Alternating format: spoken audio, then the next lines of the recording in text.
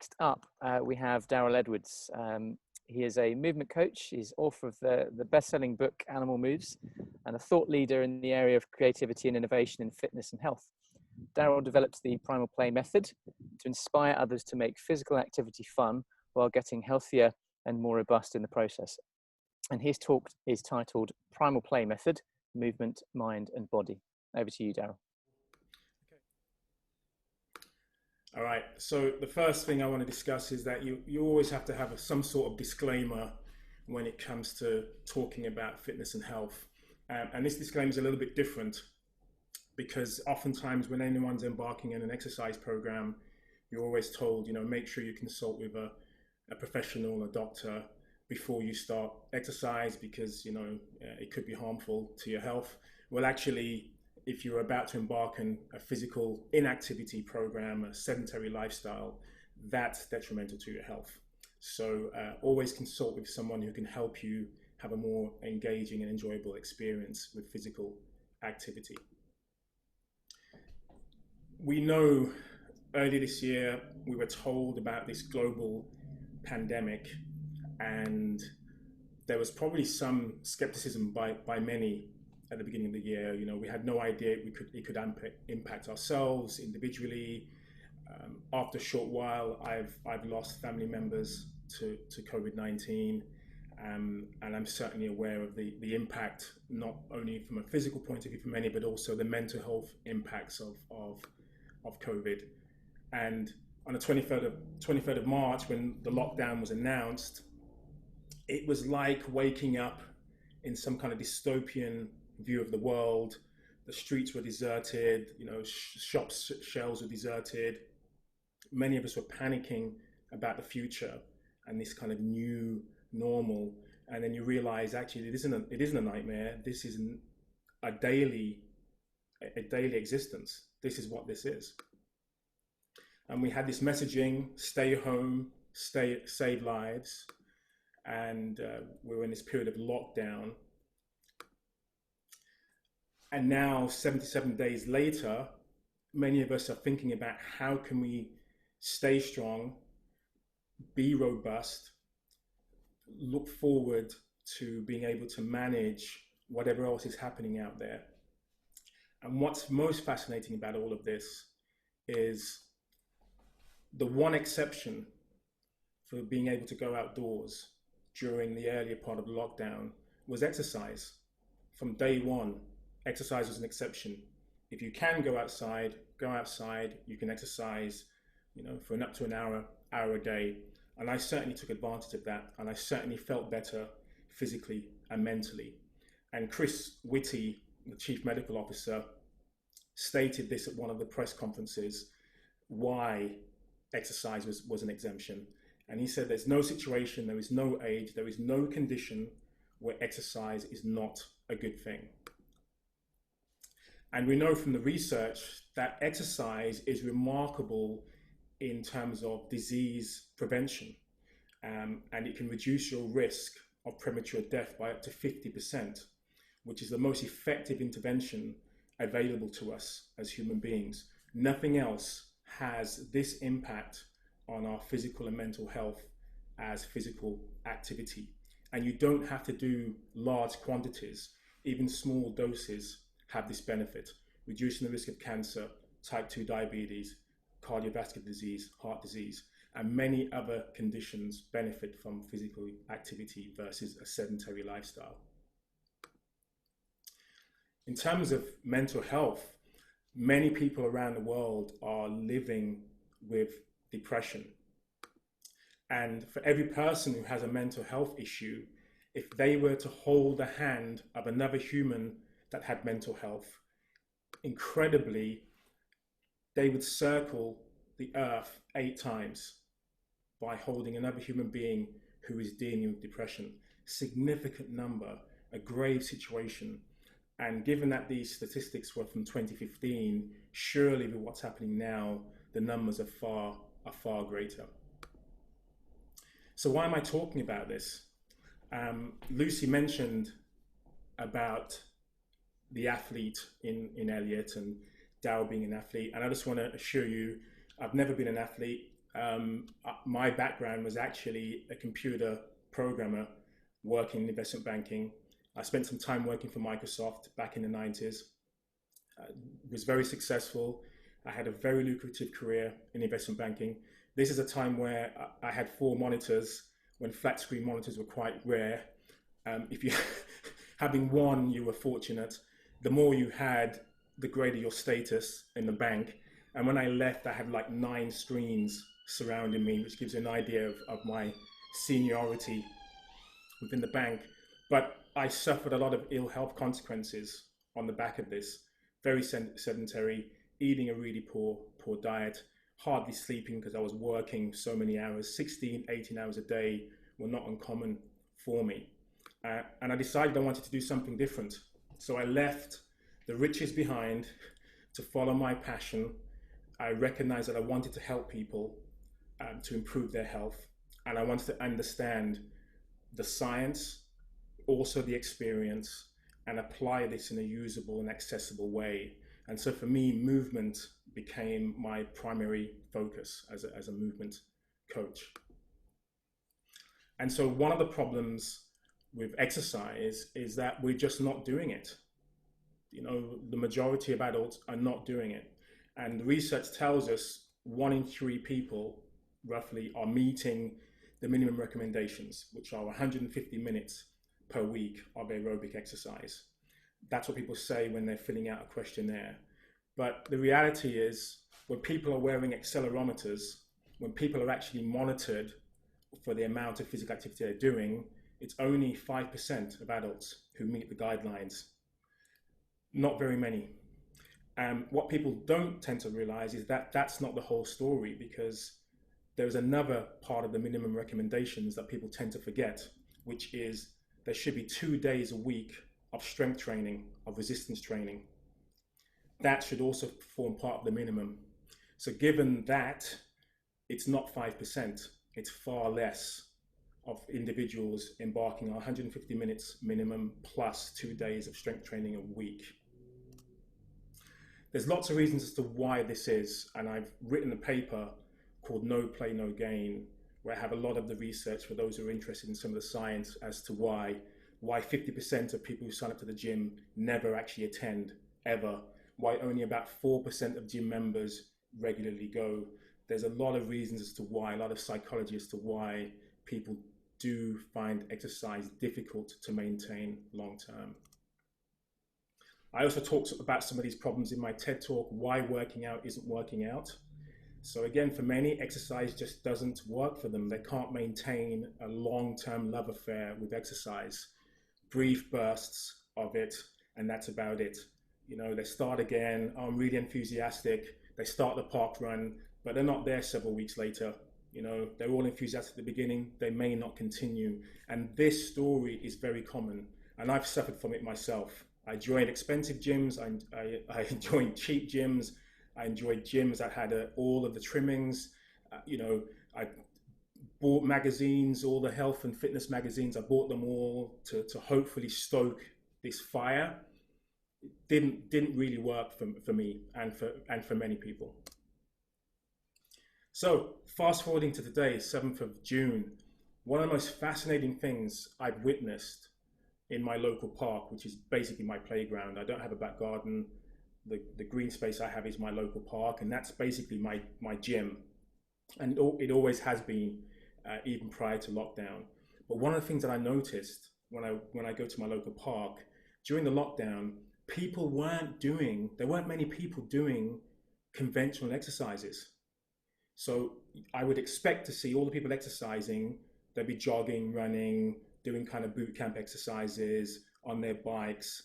What I saw was traditional games, people playing hide and seek, parents who are helping their children climb trees, adults on skateboards, adults on BMXs, people playing music and doing dance sessions in the park. I mean, absolutely incredible.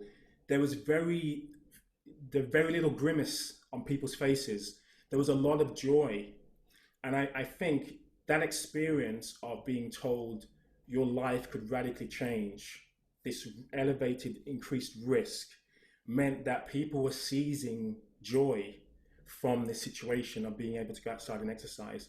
Absolutely remarkable. I'm seeing games I last saw when I was a kid, you know, hopscotch and, you know, women playing with elastic bands and jumping around and showing their children, introducing these games to their children, and playing hide and seek and the like. Remarkable. Unfortunately, as the lockdown restrictions have eased, there's less and less of that now. The parents are back to looking at their phones whilst their children are playing. There's not as much interaction. There isn't as much adventure. There are more people now who've gone back to more conventional forms of exercise, which I feel is quite sad. So for many of us, we say, well, look, I know what you're saying, Darryl, but I just don't have the time. All the things I've got to get done. How am I gonna get all this movement done that I need to do? 3 simple solutions. 1, sit less. This is one of the most amazing things you can do to your body. Here's just one thing that happens when you stand. Go from sitting to standing. An enzyme called lipoprotein lipase is activated, released from muscle contraction. This enzyme breaks down cholesterol, triglycerides, which are harmful fats in the blood. It breaks those down. Just the act of standing, just the act of muscle contraction. And there are many more benefits of this process alone. So stand more, get a standing desk, try to take phone conversations on the phone, do as much as you can in a standing position, really helps. Movement snacks. Sometimes you just don't have time to do 30 minutes, 60 minutes of exercise in one block. So find bite-sized pieces of activities, like little morsels of activities that you can do, 30 seconds here, 60 seconds there. And over the day, you'll accumulate quite a lot of activity that you wouldn't have otherwise have done. So that's another suggestion. The third is pretty much just break up sedentary time. If you're going to the kitchen and you're boiling a cup of tea, why watch the kettle boil? Why stand there and do nothing else? Do some movement whilst you're waiting for the kettle to boil. 3 or 4 minutes of activity done. That's something else you can add to the list. Yes, so reduce sedentary time. Play is always a good option. And the third is something termed high intensity incidental physical activity. It's called a HIPAA in the research. And this is basically finding activities that you do around the house, like housework, for example, and making them as vigorous as you can. So rather than using the vacuum cleaner, use a broom and brush. You know, you're doing the housework, put some music on and have a dance whilst you're doing it. Seek out ways of having fun. You know, you're telling your kids to tidy their room, why don't you make that into a fun activity rather than something which is almost like punitive to them? It's great for stress reduction. It's great for improving our mood. In terms of what we should be doing, higher intensity activities actually have more benefit for stress reduction and improving mood than moderate and low intensity activity. Something which not many people are aware of. They assume you have to be doing the more mindful, slow, calm activities to reduce stress, but actually high intensity work has a much better impact. So here's a summary of those 3 simple solutions: sit less, movement snacks, and do some HIPAA. If you need help, I have lots of resources. I have books, I have e-courses, I have products on my website, lots of information. So you can head along to primalplay.com to find out more. Lots of free resources on my website. And if you have any feedback, please post some questions in the Q&A. Drop me a line, contact me at Fitness Explorer on social media.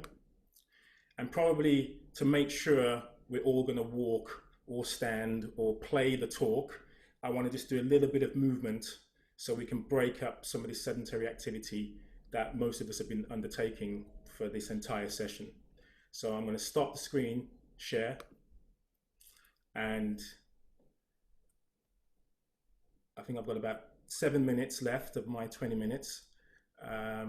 Is everyone ready to move? Everyone happy to do so? Yes? Okay, can't hear you. Maybe put some mics on if you want to. I don't mind. All right. So I'm going to make sure we can do things that involves you. We're just going to be standing. If you want to stay seated, you can do so. I'm going to let you know now, especially because Elliot introduced this kind of this kind of central nervous system activity. Some of the movement we're going to be doing will certainly be activating that. It's going to be great for the mind. It's going to be great for the body. There's going to be some coordination challenges, but I'm hopeful there'll be a bit of laughter as well, right? So, and I'm also going to touch base with what Lucy said about the hot coals. So the first thing we can do is we can certainly pretend that we're on hot coals, right? So we can basically keep minimal contact on the ground and pretend that the floor is really hot. If it helps, you can make the sound. You really visualize that's what's happening. Bring the knees even higher. Focus on your breathing. Okay, so even that imagination and visualization performing that activity makes a difference. Okay, here's another activity. We're going to march on the spot, and we're just going to knee tap. Nice and simple. Okay, opposite hand, opposite knee. Okay, let's speed that up. Come on, Elliot, you want to go a little bit faster, mate, come on. All right, now let's turn this into a run.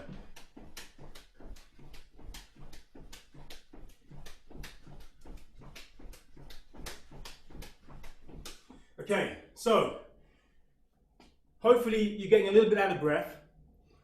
Some of you are kind of easing back a bit. Don't want to push it too far. So let's try and push it a little bit more. So we're going to add more of a coordination challenge. Shoulder, elbows, then knees. Okay, so we'll start slow. Shoulder, elbows, knee. Shoulder, elbows, knee. Faster.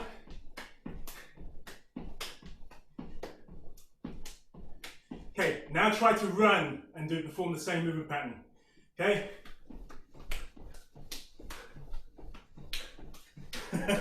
Some of you are really being challenged by the coordination. Let's go a bit faster if you can. Try and go as fast as you can. A few more seconds. 5, 4, 3, 2, and 1. Okay, how did you find that? Easier or more difficult than you expected? All right. So not only is it a physical challenge, it's a significant cognitive challenge as well. So let's up the ante just a little bit more. This time, ears, shoulders, elbows, hips, knees, toes. Okay? All right, let's do it. Ears, shoulders, elbows, hips, knees, toes, and continue. And speed it up.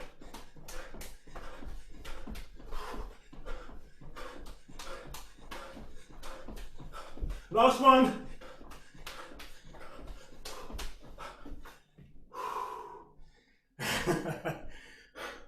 I mean, it's so, if you're not laughing at yourself, you'll certainly be laughing at the people on the, on the video. So, just going to slow things down now. What we're going to do is, I'm going to throw a ball to you, and you're going to catch it.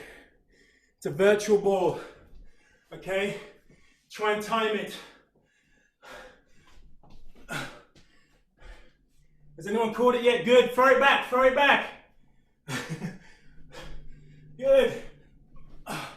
Put a lot of effort in, more effort. Okay, low catch, low throw. Okay, this is throw lots of balls. Throw and catch. Make it more vigorous activity.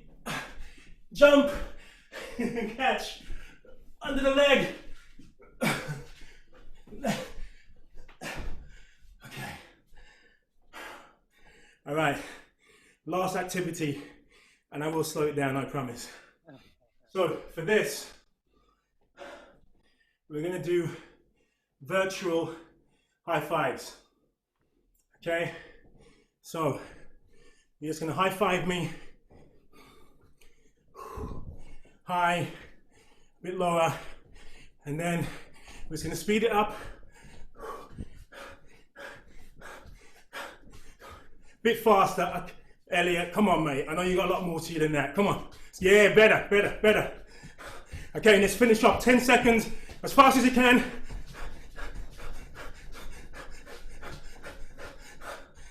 Take a big deep breath. Hold, breathe out, direct it to the screen, breathe in, breathe out. Okay, so this is going to be like a superhero external breath, right? Breathe in, full body tension and release it. One more, breathe in and breathe out. And give yourself a round of applause.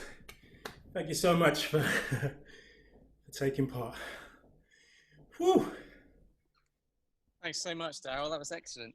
Thank you. Oh, so it's a few movement snacks there for you to take away with you and hopefully engage in when you feel like you want to give them a whirl.